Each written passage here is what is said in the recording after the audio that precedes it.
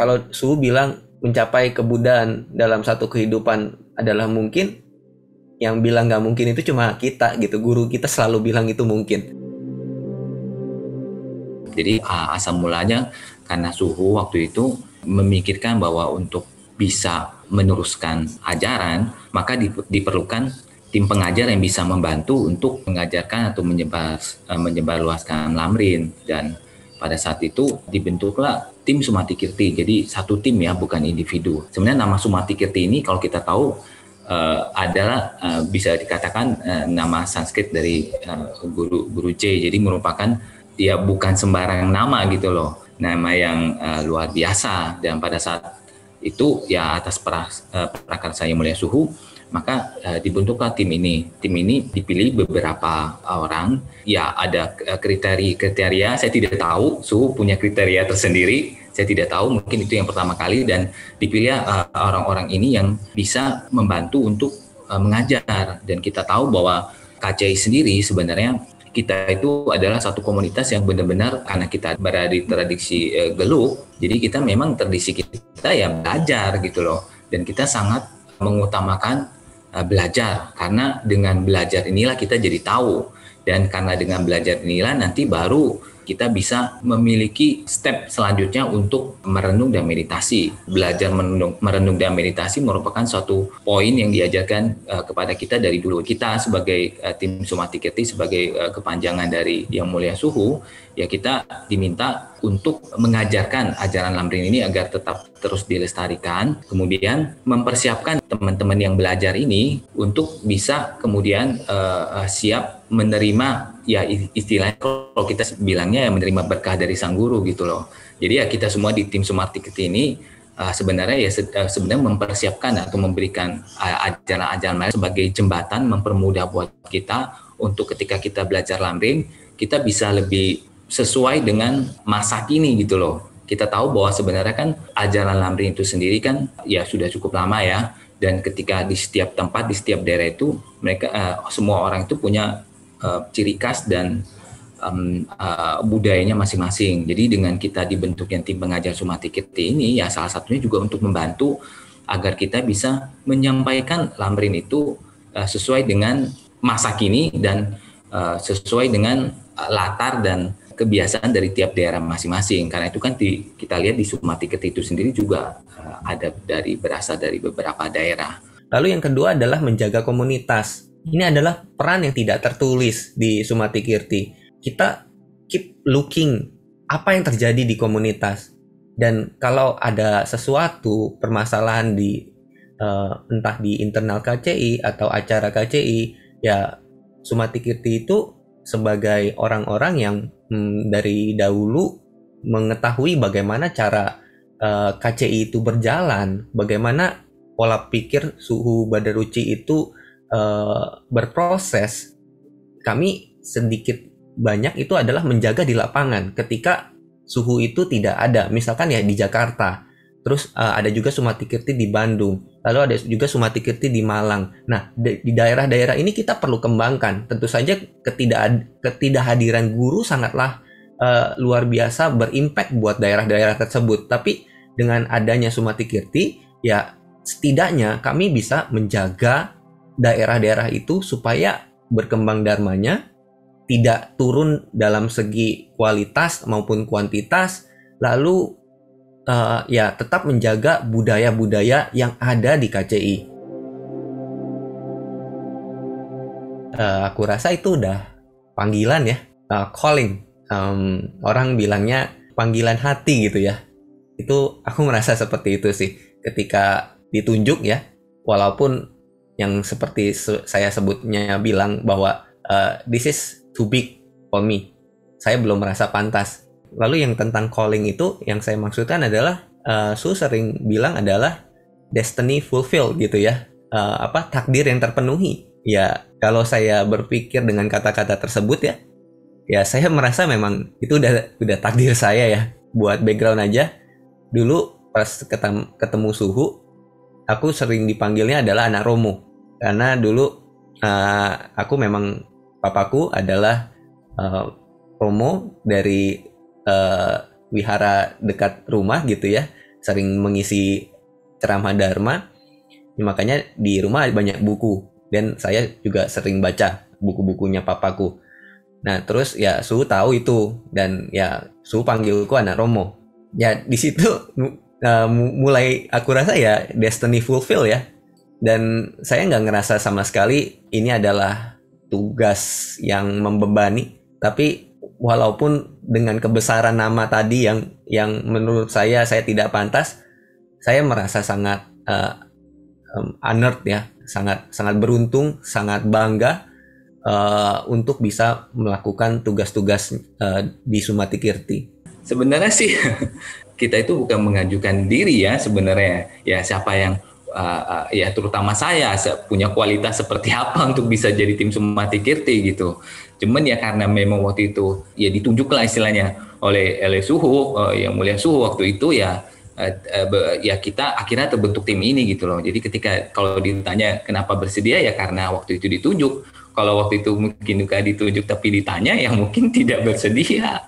Kenapa ya karena merasa tidak punya kualitas dan tidak punya kemampuan. Apalagi kita mengajarkan Lamrin gitu loh. Dan itu sesuatu yang sebenarnya jujur ya kalau dulu awal sih saya bilang saya agak-agak kaget dan agak-agak terpaksa. Wah kok saya ditunjuk gitu loh. Merasa tidak capable lah. Tapi ketika itu ya akhirnya yang melegakan itu adalah kita itu satu tim. Jadi ketika kita satu tim, kita tidak sendiri, kita bersama-sama. Dan karena kita bersama-sama dan satu tim inilah akhirnya ya kita ya bersama-sama ya punya tujuan yang sama, ya kan punya guru yang sama. Dan kita mendapatkan suatu tugas yang mulia ya, karena mengajarkan ajaran yang luar biasa, ajaran Buddha Dharma, terutama Lamrin. Nah dari situlah akhirnya berlanjut terus dan akhirnya ya sampai sekarang gitu. Kalau kita lihat dulu pertama kali terbentuk ya Sumati Kirti, kalau nggak salah dulu itu bermula dari sekitar tidak lebih dari 10 orang, 6-7 orang ya kalau saya tidak salah, dan itulah yang menjadi cikal bakal awal akhirnya terbentuk. Dan saat dulu memulai pengajaran ini atas pengarahan Suhu ya kita membentuk satu program yang kita sebut sebagai Prolam atau kita sebut sebagai program pembelajaran Lamrin ya, Prolam. Dan di Prolam inilah kita bersama-sama dengan tim menyusun kurikulum ya, kita membahas ini terus menyusun kurikulum untuk menjadi basic atau dasar kita untuk melakukan pembelajaran Lamrin itu sendiri. Dan Prolam ini sendiri sebenarnya kita ambil dari runtutannya dari apa yang sudah kita dapat dari Suhu, kemudian runtutannya seperti apa yang kita dapat dari Suhu, kita dapat dari Rinpoche, kita susun menjadi satu kurikulum ya. Waktu itu saya ingat kita juga ada diskusi ini dengan tim, dengan Sangha juga, kita ada diskusi juga dengan Suhu, kemudian terbentuklah satu kurikulum yang kita gunakan sampai saat ini untuk program pembelajaran Lamrin untuk di Prolam itu sendiri. Dan kita ada lakukan juga mungkin pengembangan atau perubahan-perubahan ya hingga bisa menjadi sistem yang ada sekarang. Dulu awal-awal sekali ya, saya merasa sangat beruntung sekali karena masih bisa sering mendapatkan pengajaran langsung dari Suhu. Itu sesuatu yang luar biasa. Tapi kita tahu bahwa semakin komunitas kita berkembang, Suhu tidak bisa terus memberikan pengajaran karena keterbatasan waktu. Dan jumlah orang-orang yang tertarik belajar Lamrin juga semakin banyak. Karena itu kan salah satu yang melatar belakangi harus ada satu tim pengajar yang bisa membantu menyebarkan Lamrin. Kemudian kalau dilihat dari segi perkembangan, kalau saya lihat kita sangat beruntung ya karena atas prakasa Suhu jadi bisa terbentuk tim pengajar ini. Jadinya sekarang di tiap-tiap daerah kita, di daerah KCI, kita sudah berjalan program ini dan di mana kita sudah bisa belajar Lamrin tanpa perlu mengalami kesulitan seperti dahulu kala. Saya ingat sekali ketika pertama kali kita belajar ya, karena keterbatasan mungkin ya mulai dari buku, kemudian keterbatasan dari pengajarnya, kemudian ya yang kita lakukan ya jadi kita membentuk tim-tim kecil untuk belajar Lamrin bersama, tim-tim kelompok gitu. Karena dulu saya pertama kali bertemunya di UI Depok ya, saya bersama dengan teman-teman yang membentuk suatu kelompok itu untuk belajar. Dan di situ memang kita itu dulu awalnya belajar itu ya tidak lebih dari baca bersama sih sebenarnya, dimulai dari situ gitu loh. Jadi kalau dilihat perkembangan awal dari dulu sampai sekarang ya kita sangat beruntung. Dan saya lihat apa yang diajarkan di dalam program pelajaran daring dengan dulu waktu misalkan kelompok ya, study group, kita sebut study group ya, jauh berbeda karena dari sisi ada tim yang mengajar, terus dari sisi kurikulumnya. Jadi kita bukan hanya membaca saja, apalagi dengan era digital sekarang ya, mempermudah buat kita untuk sama-sama mengikuti program ini.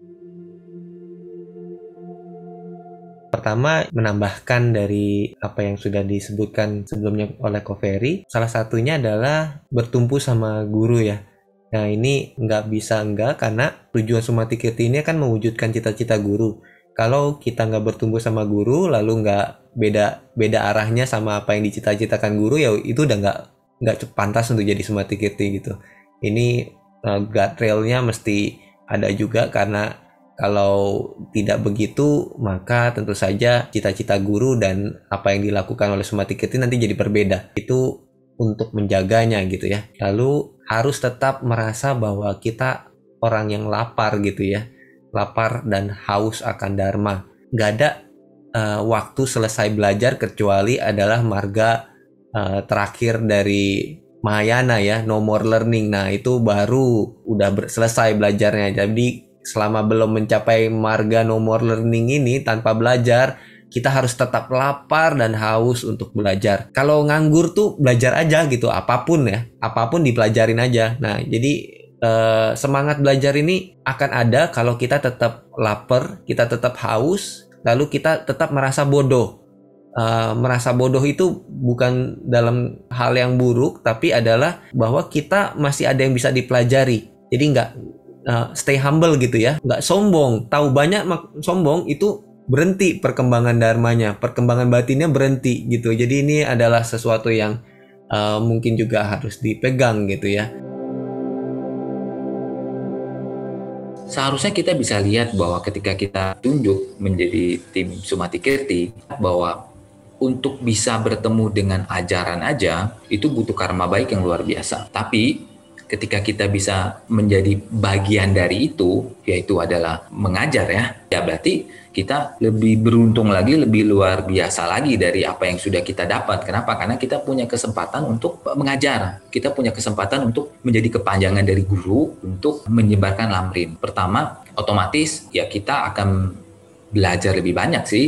Kemudian dengan kita belajar lebih banyak itu, kita akan punya kesempatan untuk bisa lebih menggali batin kita, otomatis batin kita akan lebih berkembang. Kita mendapatkan akses utama gitu ya untuk belajar Dharma. Bahkan untuk buku-buku pun kita sering dikirimkan untuk mungkin diedit dulu gitu ya. Salah satunya kalau kerjaan-kerjaannya. Lalu juga setelah buku itu selesai ya kita dikirimkan hasilnya untuk membaca. Ya tentu saja bukan saya gitu ya. Saya menyebutkan ini tim Sumati Kirti. Manfaat lainnya tentu saja sesuai dengan karma ya, apa yang kita kerahkan usaha, maka kita akan mendapatkannya kembali. Jadi ketika kita mengajarkan lamrim, tentu saja manfaatnya adalah kita tidak terputus jodohnya dengan lamrim di kehidupan yang akan datang.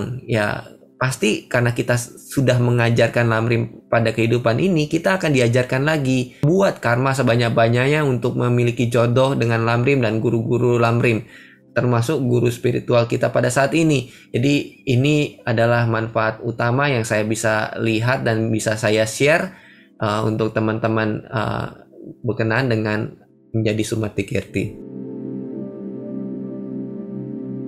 Ketika awal-awal tim ini terbentuk atas perkasa teman-teman ya, untuk tim yang di tim Sumati yang di Jakarta, kita membentuk suatu kegiatan rutin untuk kumpul. Dan kegiatan rutin untuk kumpul ini tujuannya adalah supaya kita bisa belajar bersama, kemudian kita bisa menyatukan visi dan tujuan yang sama lah. Jadi kita kumpul dan selain mendekatkan tim kita.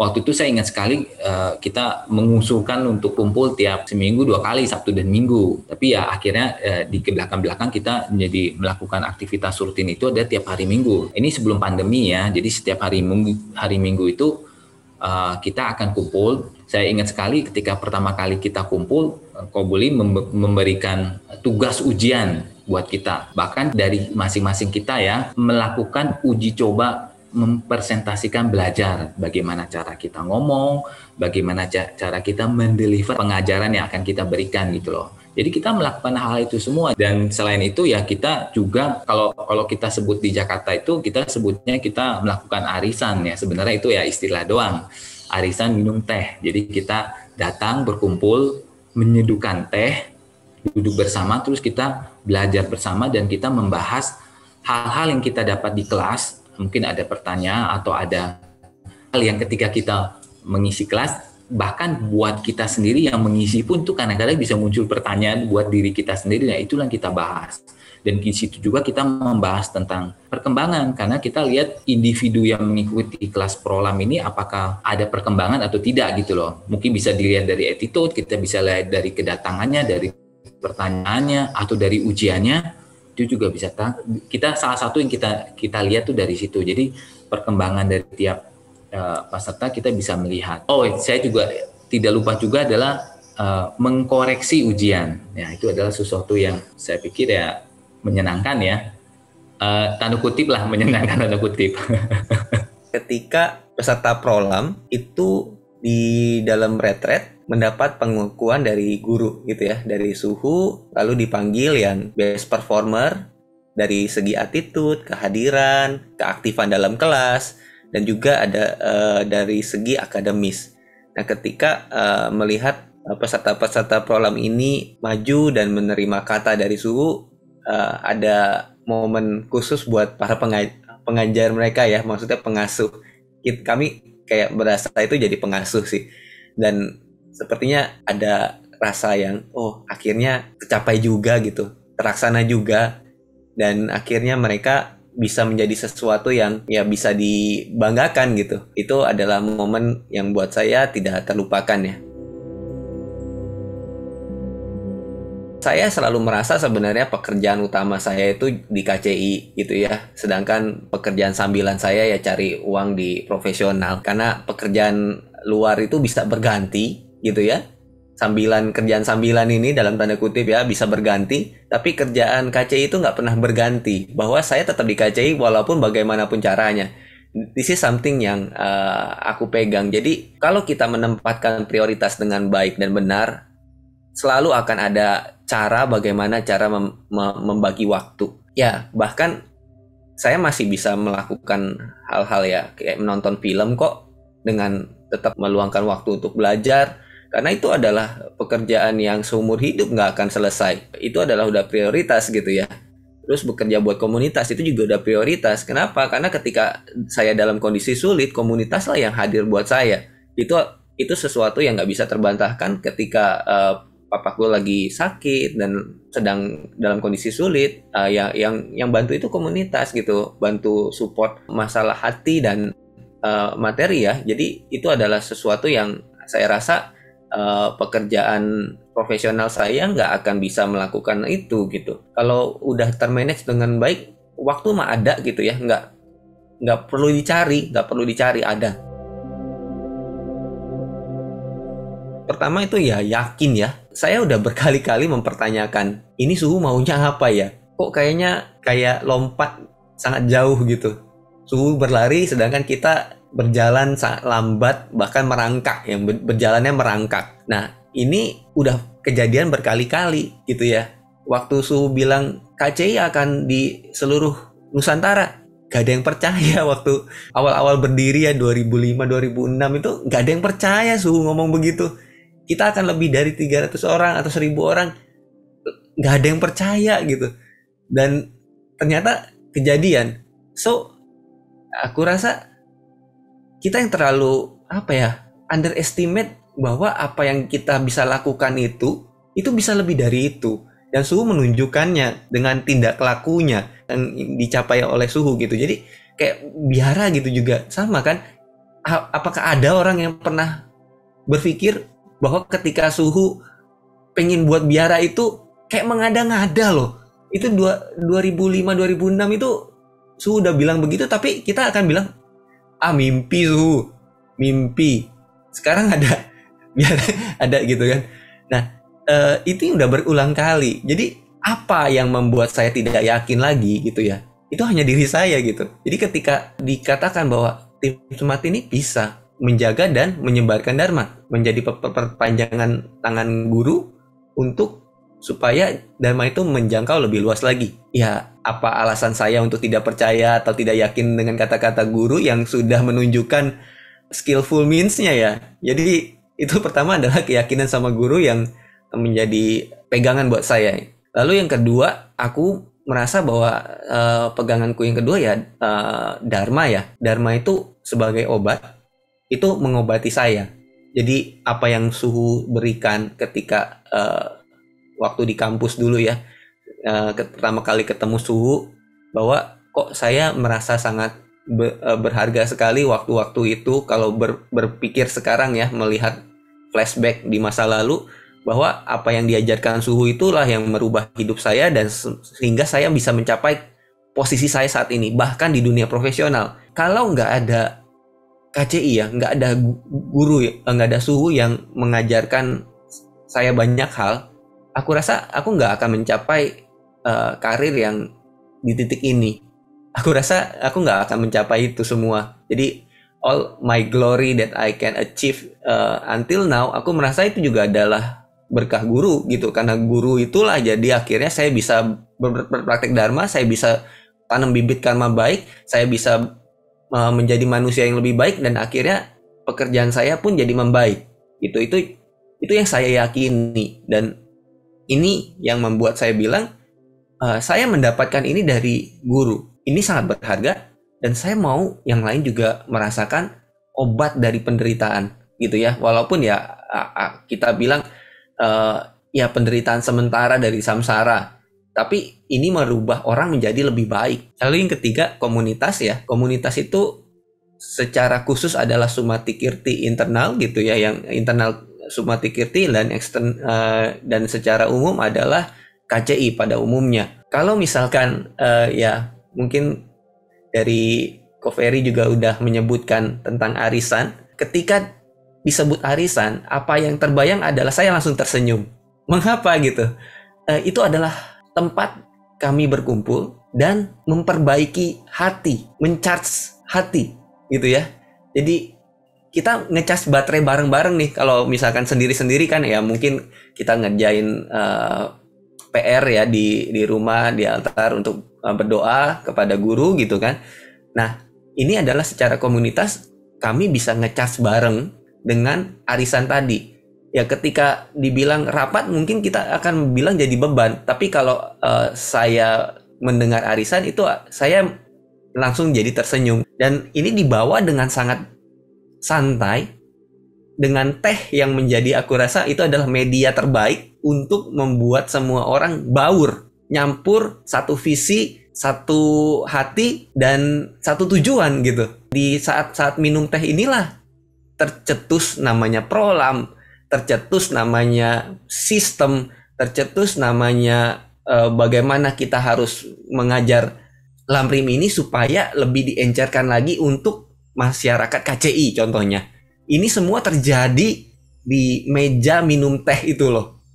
Jadi ya mungkin ya teman-teman kan banyak ya yang mungkin sempat ngintip Sumati Kirti lagi meeting, tanda kutip ya, karena lagi di meja lagi ngumpul, mereka selalu menganggap meeting. Tapi pas lagi ngeliat, actually apaan nih, Sumati Kirti cuma kerjaannya minum teh sama makan snack. Ya itu mungkin buat teman-teman yang udah pernah ngintip Sumati Kirti meeting, pernah ngegap kita lagi minum teh dan makan snack saja gitu ya. Namun disitulah juga menghasilkan berbagai macam hasil karya dari Sumati Kirti itu. Lalu ya yang seperti tadi, kalau kita melihat dari masyarakat umum KCI, di mana peserta prolam dan juga peserta acara-acara KCI yang lain, mereka ini menjadikan tempat kami berkarya bahwa oh ya karena ada mereka lah kita bisa berkarya. Kalau nggak ada peserta prolam kan nggak akan ada prolamnya juga gitu ya. Jadi kesaling bergantungan ini ya, kami juga melihat bahwa ada teman-teman yang masih membutuhkan arahan dan tidak memahami apa yang guru sampaikan, ya kita coba encerin lagi tuh espressonya guru supaya bisa diminum teman-teman yang tidak tahan sama kopi pahit gitu ya. Jadi kita kasihin susu, kita kasihin teh gitu ya, biar jadi agak-agak encer gitu.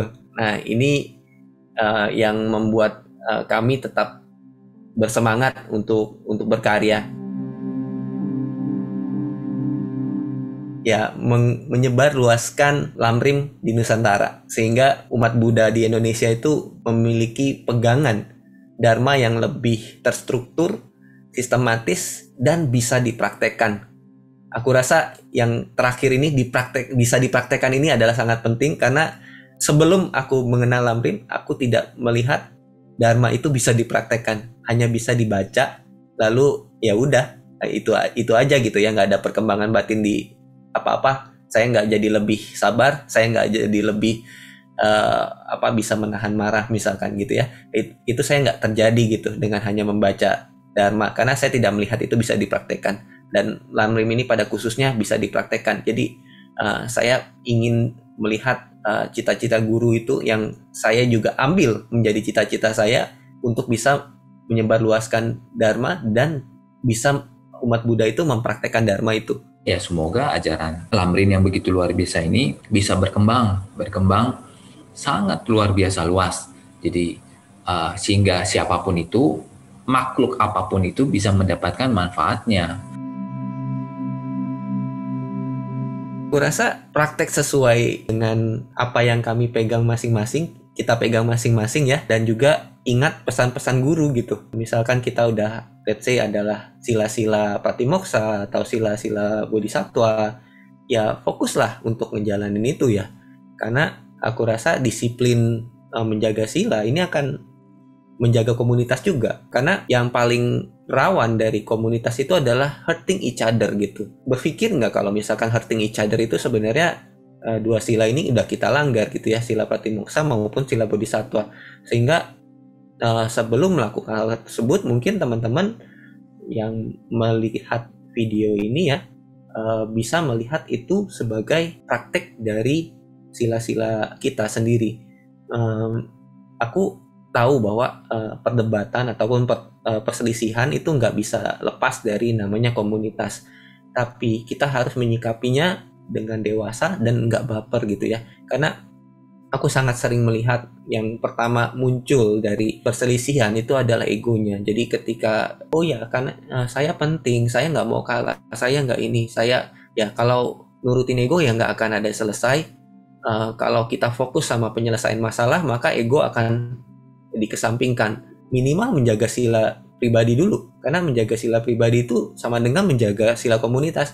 Karena Buddha memberikan sila ini buat komunitas ya, komunitas sangha ya, kita ini gitu. Kita bisa bayangkan ya perjuangan seperti apa yang sudah kita lakukan di I don't know, di kehidupan sebelumnya lah, sampai akhirnya sekarang kita bisa semua berkumpul di sini, bertemu di sini ya, ada komunitas dan ada ajaran dan ada guru ya otentik ya, begitu luar biasa. Nah, kita semua yang ada di sini kan muncul bukan seperti jentikan tangan, Toto ada di sini, Toto saya kebetulan bertemu ajaran, bertemu guru, kan semua bukan serba kebetulan. Semua itu adalah buah dari perjuangan yang sudah kita lakukan di kehidupan yang lalu. Itu sudah pasti, tidak bisa lari dari situ. Dan ketika sekarang akhirnya berhasil berada di sini, di dalam komunitas ini, maka ya kita seharusnya bisa melihat bahwa ini semua adalah sesuatu yang sangat berharga buat kita, dan memang sangat berharga buat kita.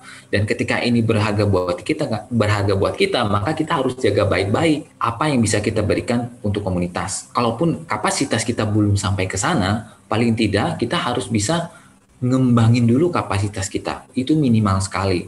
Jadi ya harapannya ketika kita sekarang sudah berada di komunitas yang luar biasa ini, ya kita harus memanfaatkan waktu sebaik-baiknya mengembangkan batin kita sesuai dengan arahan dari guru kita dari ajaran Lamrim itu sendiri yang mempraktekkan apa yang sudah kita dapat, akhirnya membentuk batin yang lebih baik, membentuk diri yang lebih baik. Jadi ya jaga batin kita, jaga sila kita, praktekkan apa yang sudah kita dapat dengan sebaik-baiknya. Dan akan lebih baik lagi ketika kapasitas kita sudah berkembang, ya we can do something for our community, dan agar dia semakin berkembang, dan agar ajaran dan guru yang luar biasa ini ya bisa menyebar ke semua makhluk, bukan cuma kita saja. Prolam itu kan suatu program di mana yang mewadahi kita untuk belajar. Ya saya sangat berharap bahwa Prolam ini bisa berkembang luasnya ya, luas bukan hanya 1-2 kelas, kalau bisa puluhan, ratusan atau ribuan kelas di mana kita bisa benar-benar serius untuk belajar Dharma, dan tujuannya untuk mengembangkan batin kita ya untuk semua makhluk juga gitu loh. Jadi harapan saya ya semoga Prolam makin berkembang, dan buat teman-teman yang sudah merasakan manfaatnya, toh tidak ada salahnya mengajak teman-teman yang lain untuk mengikuti Prolam. Di mana di Prolam kan kita mengajarkan hal-hal baik untuk mengembangkan batin. Buat teman-teman Sumati Kirti, ya semoga apa yang kita berada di sini atas berkat kebaikan guru, dan ketika kita sudah ada di sini, sudah menjadi tanggung jawab kita juga lah bahwa kita harus melestarikan ajaran. Jadi ya semoga kita bisa mengemban cita-cita yang luar biasa ini sebaik-baiknya, kemudian kita juga bisa mengembangkan batin diri kita sendiri untuk ya kebaikan kita dan untuk kebaikan semua makhluk. Harapannya Prolam itu nanti bisa didapatkan bukan hanya untuk warga KCI ya, tapi umat Buddha pada umumnya. Saya melihat ini juga adalah cita-cita guru juga, bahwa seharusnya kita bisa menyebarkan Dharma lebih agresif dan lebih luas lagi dengan adanya sistem digital kayak gitu ya. Mungkin nanti kita suatu saat bisa mendapatkan Prolam itu kayak nonton Netflix saja gitu. Jadi bisa nonton episode 1, bisa nonton episode terakhir. Nah itu bisa ikutin Prolam dengan demikian. Jadi semua orang memiliki akses yang sama untuk memperoleh Buddha Dharma. Ikuti aja Prolam. Buat teman-teman yang tertarik ya kita kan bisa coba dulu dengan fasilitator dan lain sebagainya gitu loh. Ikutin Prolam aja gitu ya. Dari situ nanti akan ada rekomendasi-rekomendasi dari tim pengajar jika memang peserta-peserta tersebut memenuhi kriteria yang sesuai dengan tim pengajar gitu ya. Itu ada assessment-nya dari tim, lalu dari suhu juga. Dari penjelasan-penjelasan yang sebelumnya udah menggambarkan apa yang harus dimiliki oleh anggota Sumati Kirti. Jadi just aim for that, panggilan akan datang gitu dengan sendirinya.